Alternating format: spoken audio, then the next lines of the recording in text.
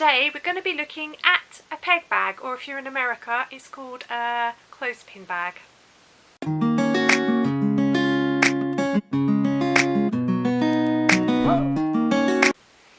Hi everybody and welcome back to my channel Kazzalistic, and hi to my new subscribers, thank you for joining me. So today we're going to be looking at a peg bag. Now I believe in, certainly in America, I think you might call them a clothespin bag. Not too sure. It's for these things anyway, that you pin your or peg your clothes to a washing line when you peg them out to dry. So in the UK we call these pegs, and I think in America you call clothespins. Anywhere else in the world I have no idea, but this is what I'm talking about. This is what this bag is designed to store. It's for hanging out your washing, basically, the actual things that hold them on the washing line. So as you've seen in the introduction, this is the finished project. I'm having to be a little bit careful as this is still quite damp. I've had to take it off the blocking boards. It's taken forever to dry. We just haven't had any hot weather here just recently, so it's taken a bit longer than I anticipated to dry, but here's the finished project. I'll talk about where the pattern came from, do the yarn, and then we'll talk about the actual pattern itself. So the pattern is actually a YouTube tutorial by Bestwick. I'll do the link to the tutorial down in the description. It's called How to Crochet My Peg Bag Easy US and UK Terms, and she's put clothespin in US terms, so I'm presuming that is what you call them over there, guys. It's in several parts. I think there's 4 parts for the actual bag, and then part 5 is for the hearts if you choose to put them on. So I will put part 1, and then you should be able to find her channel and obviously the subsequent videos. So I will link that down in the description for you. So the yarn that I've used, now I did let slip about this project a couple of videos back, so it'd be interesting to see those of you who actually noticed. If you remember a few videos back, when I shared my lamb, I said that I had an idea of what I was going to do with the leftover cotton yarn that was left over from the lamb project. And I did let slip, I don't think it was the last video, I think it might have been the one before that, that I was going to be sharing a peg bag, and I was trying to keep it a secret, and I kind of let my own secret out, so oops. So the yarn that I've used is basically the leftover yarn from the lamb, of course. So all the yarn is Rico Designs Essential Cotton DK, so they're all this yarn. So Rico Designs. They're all 50 gram balls, which is 130 meters, and they're all 100% cotton. So the sort of creamy beige one is colour code number 61. The green one is colour code 66. There we go. The sort of mustardy coloured one is number 51. I do remember this one was called Curry, which is quite an appropriate name for it. And this one, the pink one, is number 19. I think this was called Dusty Pink, I think, if I remember off the top of my head. I haven't got, they don't actually write the names of it on there. I'd have to pull out the lamb pattern again to actually see them. So they're the ones that I've used. As you can see, I've done it as a striping pattern. So the way this pattern works, you need to know how to obviously do a starting chain, how to work into your chain in a loop, and by that I mean basically working in. This is all done in single crochet US terms, double crochet in UK terms. So you single crochet or double crochet up one side of your chain. You then put, I think it was 3 at the end, and then you come back down the other side of your chain, and then you basically start working in the round. And it takes a while before it actually starts to look like it might be a bag. It looks a bit weird to start with. So I've obviously started with the green, and you just work round and round and round in single crochets. It did take quite a while to do this, just because obviously it's a smaller stitch. Now I've actually made my bag bigger than the pattern designer said. Now Karen, in her one, she used different cotton yarn to melt me. She did use the DK yarn, but I think the Rico Essentials is a lot finer than a normal DK. It doesn't feel like a normal DK. I've used other cotton DKs, for instance one that Kim sent me, Blue Cherub 82, here on YouTube, and that was a lot thicker yarn. So this was a lot thinner, even though it's classed as a DK. So actually, for the bottom part I would have taken half of the pink and the cream out, and I certainly would have had to take the top two parts out. So it would have been half the amount of work had I used a thicker DK cotton. So bear that in mind. So I've obviously altered it slightly because we've got quite a lot of clothes pegs. So yeah, so you do 10 rounds in each colour, and then I've done 10 rounds in the pink up to here. Now underneath, you're not really going to be able to see, but you're just about to see it there. Basically all you do, because these hearts are appliqued on, you get to this point, and then you stop. You basically work out where your middle point is, and you have 5 stitches marked. I used stitch markers initially to find where they were. So you get to that point, you chain 1, and you work back around. So you work round the back to this point here, and then you stop when you get to obviously where you need your gap to be. Chain 1, you work back around to here, chain 1 and back around, chain 1 back around, and that's basically how it goes, backwards and forwards right to the top. And then when you're finished, you're just slip stitching the 2 parts together. So you slip stitching through both the front and the back up to here.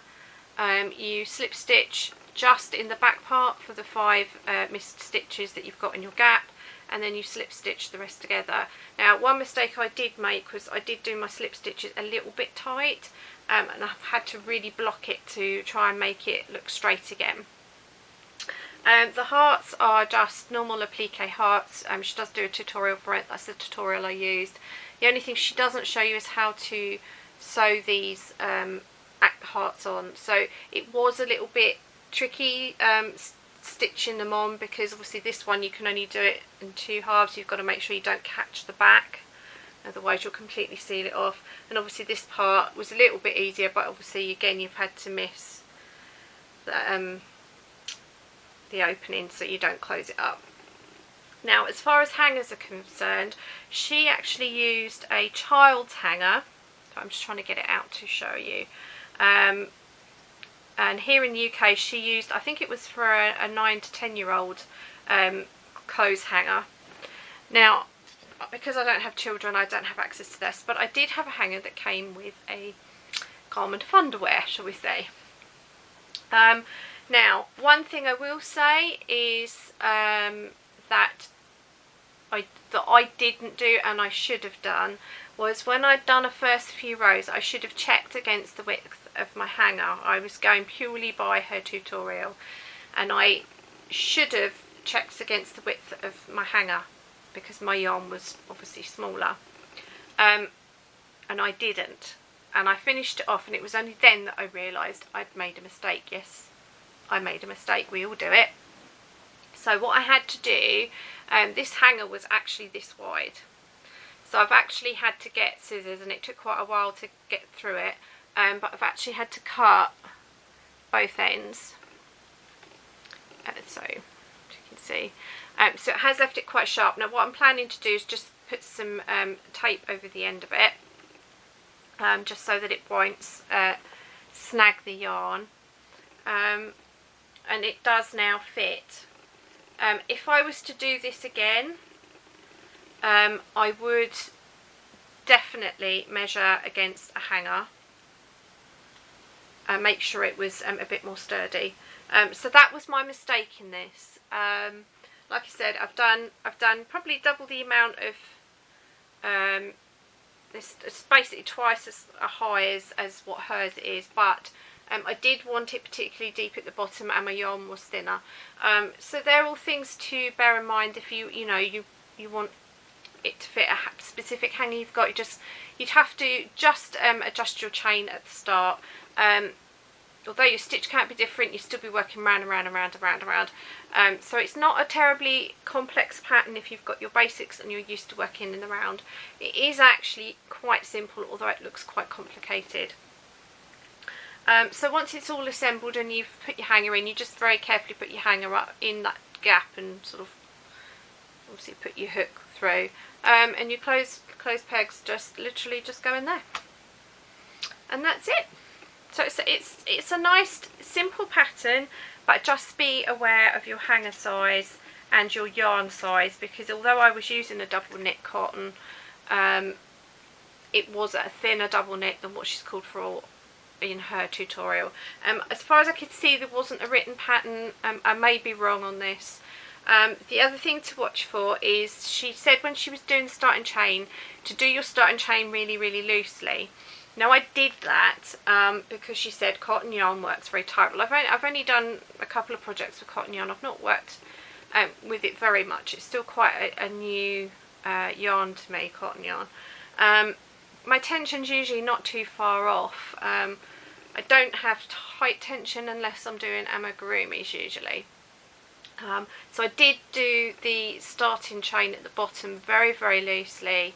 Now for me that was too loose, so for me I would have ignored what she said at the start. I would have just chained as normal. If I was doing it again, I would chain as normal and just work into the chains as I would normally. I wouldn't do it loosely. Of course, if you have very tight tension all the time, then you might want to do it a bit more loosely, because you have to work in both sides of the chain. So that's something else to bear in mind. So I actually did have to go back over the bottom from the inside and actually just stitch it up to close it up, because there were gaps at the bottom. So the bottom of it doesn't look terribly great. You probably can't see it very well on camera, but it looks a bit of a mess at the bottom, so I'm not terribly happy about that.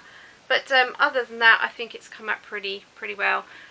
Not probably colours I would have chosen. I probably would have gone for perhaps a purple rather than the yellow and the green. I'm not a big green fan. It reminds me of an ex that I don't particularly want to think about. But apart from that, I actually think it does look quite pretty. The colours do go quite well together. So yeah, I don't think it's come out too badly. So this will now be going back on the blocking board. My male cockatiel has just decided to start singing again. He does this every time I'm on camera. He knows, even though I'm in a completely different room, that bird knows, and he has to have a little sing-song so you hear him on camera. So if you can hear him in the background, I'm sure you must have heard that, then you will, that's why. I'm sure he's trying to be a little bit of a YouTube star, but if I tried to put him on camera, he'd absolutely freak, because he doesn't like being near me. He's frightened of people. He's not tame. He's not like Chip. So, if you're wondering where Chip is, she's sitting on eggs yet again. So, you won't be seeing her for a while. But she is nice and quiet, so it's made my life easier to film. So between the two of them, I've only got one to contend with at the minute. So that's it for this one. I hope you found that interesting. It's given you some inspiration for a bit more sort of home decor type stuff. I like to mix it up a bit. It was something that I actually did need, so that's why I came up with the idea of doing it. I know a lot of people do sew them, and I thought about doing that, but my sewing skills aren't overly brilliant. I can work a sewing machine, but I'm still very much learning. I have had a go at making a couple of very crude project bags, which I might show on another video, but they do need ironing and stuff first. But I've managed to do a box bottom. I haven't lined them, and I've managed to do drawstring cord, so that's pretty good going for me. There are some little bits that I would tweak and probably do a bit more neatly, but I was doing them in a bit of a rush when I tried them, so I may show that in another video, but we'll see how we go. So that's it for today. So I'm actually recording this on Monday, so this will go up either Tuesday or Wednesday. I'm not too sure which day it will be, depending how quickly I can get it edited. Just to remind you that I do have a family member coming to visit me this week, so that will take precedence, so there won't be another video until the weekend. I'm not too sure what that's going to be. I'm still waiting on my testers for my cushion pattern. I'm still waiting on 4 people. So it may possibly, because I'm not going to get a lot of time to make stuff this week, I'm just going to have to see how the next couple of days go and what I can manage to fit in. It may end up being the yarn haul from Jo, who is one of my subscribers. So possibly might do that at the weekend, just to give me a little bit of breathing space. Yeah, I've had a parcel from Jan. She has sent me one lot of yarn. The parcel arrived this morning, and she sent me a lot of stuff with books and pattern calendars and stuff like that. So I don't know whether that's stuff you'd be interested in, because I could do a sort of a book haul from her, because she has sent me quite a lot of things in a couple of parcels now, book wise. So I could sort of do, I won't do all the leaflets and things, but I could do one of the books if that's something that interests you. So let me know down in the comments if that's something you'd like to see, because I don't want to do it if people aren't overly interested. So that's the rough plan for now and what might be coming up. I have lots of things in the pipeline at the minute, but yeah, I'm sort of waiting on other people. There's some projects that need blocking, and I can't block those until this one's dry because the peg bag's still wet, so I've got to pin it back out once I've come off camera. Yeah, so lots going on, but I'm not sure quite how we're going to do it, but I'm thinking possibly yarn haul for the weekend, and then we'll take it from there next week. So that's it. I hope you're all well and looking after yourselves. Yeah, and I hope that life's going good for you. The weather's been pretty rubbish down here in the UK. Don't think I've had quite as much rain as Jan and those up north have, but we've had a fair share, and it's after that heat wave and me getting heat stroke, it's been pretty dull and kind of like September weather. It's been really not like summer at all, so it'd be nice to see a bit of sunshine. So I hope you're having better weather wherever you are in the world. I know in America it's probably a bit too hot for some of you in certain areas, but yeah, it's nice to see sunshine sometimes. Anyway, I'm rambling, so I'm going to stop here. So remember, until next time, to stay well, happy crafting, and remember, until next time, to stay true to yourself. Bye.